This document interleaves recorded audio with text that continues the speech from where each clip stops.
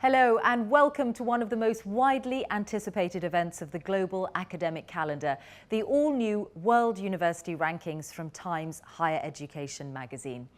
I'm Mishal Hussain, and in a moment I'll be revealing the world's top 10 academic institutions for 2012-13. So why do these rankings matter? Well, increasingly they influence the choices that both students and academics make.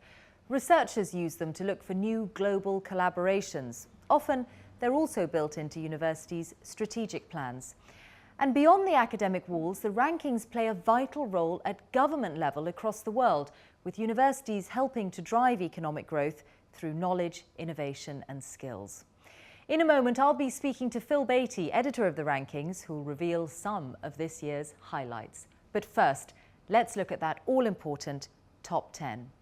And in 10th place this year, it's the University of Chicago.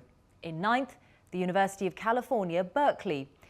Imperial College in London takes 8th, just behind the University of Cambridge in 7th and Princeton in 6th. Into the top 5 now, with MIT, the Massachusetts Institute of Technology, at 5. And now, one of the big surprises of 2012-13, Harvard, for so long at the top of the rankings, is down to 4th. It's been overtaken this year by the University of Oxford and by Stanford University, which are joint 2nd. And the world's #1 university for 2012-13? It's Caltech, the California Institute of Technology. Well, with me now is Phil Beattie, who edits Times Higher Education's rankings. Phil, so Caltech are in that #1 position again, but what's going on with Harvard dropping down to 4th? Well, it's very, very tight at the top. It's like elite athletes, you know, very small differences can make a difference between a gold and a silver. Caltech is fantastic across the board. It's small, it's focused, and that's its great strength. With Harvard, it's lost a bit of ground on international indicators. Its international outlook scores have dropped a little bit compared to competitors. But in particular, Oxford's leapfrogged it because it's reported a far higher research income.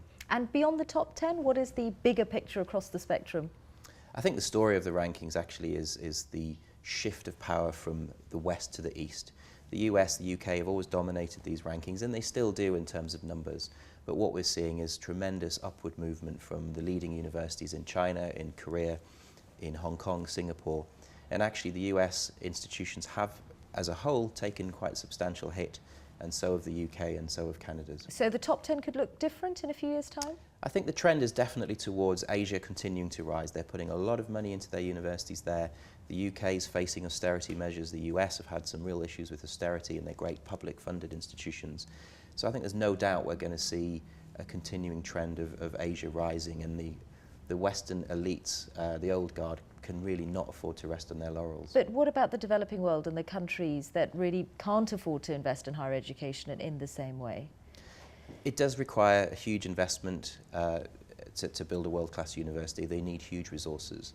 But we are seeing in this ranking actually the rise of some of the developing nations. Brazil's top university, Sao Paulo, it's risen 20 places.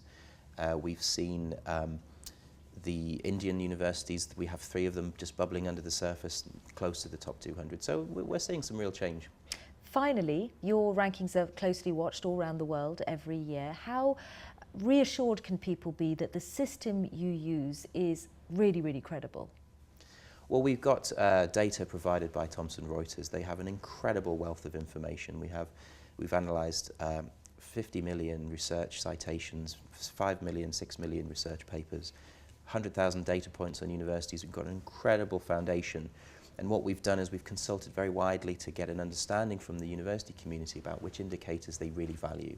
And we use 13 different indicators across the whole spectrum of a university's activity: research, knowledge transfer, international outlook, and uniquely among these sort of tables, we look at teaching as well. Phil Beattie, thank you. There's much more information on the website, and if you want to explore the data in more detail, you can download the free app.